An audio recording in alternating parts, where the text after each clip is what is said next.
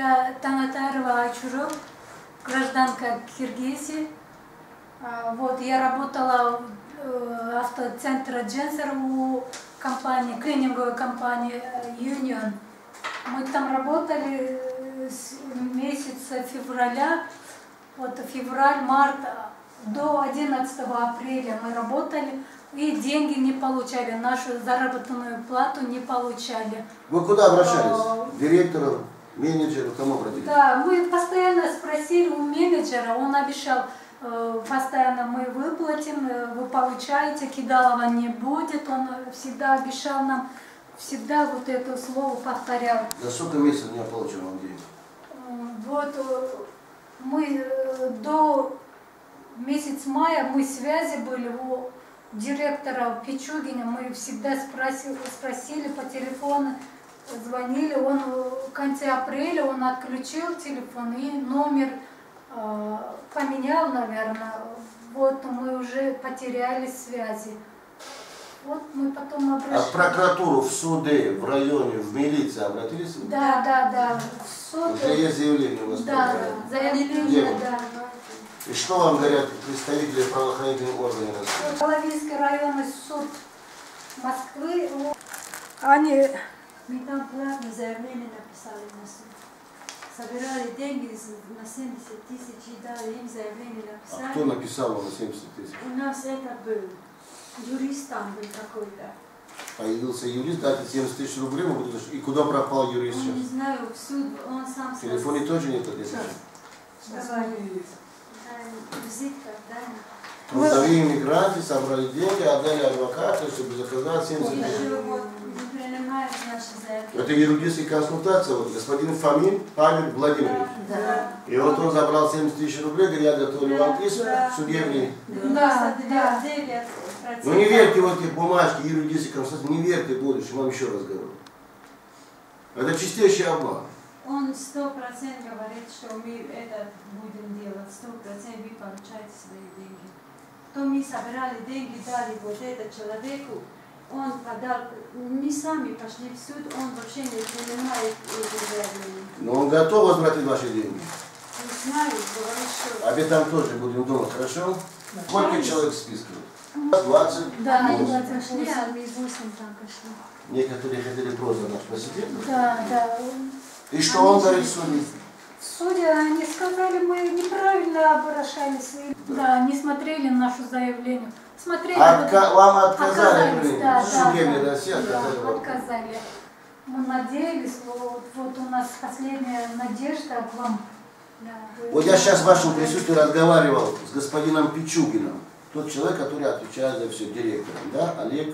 Алексей Олегович. Да, Пичугин. Да. Он вам хорошо знаком? Да. Что он говорит?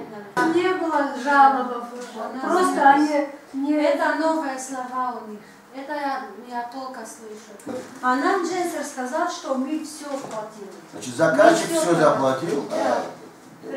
господин начальник Пичугин Да, там Все проверили. Вот нам Дженсер вот это сказал, а он говорит, что он не платил. Я не знаю. В основном работали одни девушки, женщины. Нет, мужчины. Сколько?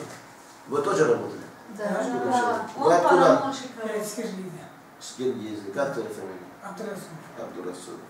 Сколько месяцев вы получаете зарплату? У меня зарплата февраль, март, апрель. Сколько сумма денег? 72 тысячи. Это ваша зарплата не выдали, вам сколько не выдали, лично вам? У меня всего было 110 тысяч. У вас какие-то проблемы есть тоже? Мне тоже вот такая проблема. У вас семья, дети в Киргизии? Да, там все есть, мне 5 детей есть. Все там остались. А с какой области Киргизстана? Бакинский область. Работали Новоясеневская улица, Новоясеневская, дом 6. Метро Теплый стан. Да, метро Теплый стан. А график работы скажите мне, пожалуйста. С У нас 8? график без с 8 до 8 без выходных. Без выходных. 30 дней Да, поработаете? да, без выходных. С утра до вечера 12 часов. С 8 до 8 вечера? Да. Без выходных. И вам должны были заплатить 35 тысяч рублей? Да.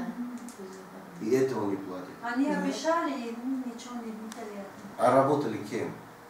Он полномочник был, я уборщица, она Я тоже тоже. уборщица. Я протажник. Продавщица работала. Ну. Братишек. Я, например, я убирала вот кабинет директора, генерального директора Шушкова. Не знаю, никакого жалоба, никакого этого не было.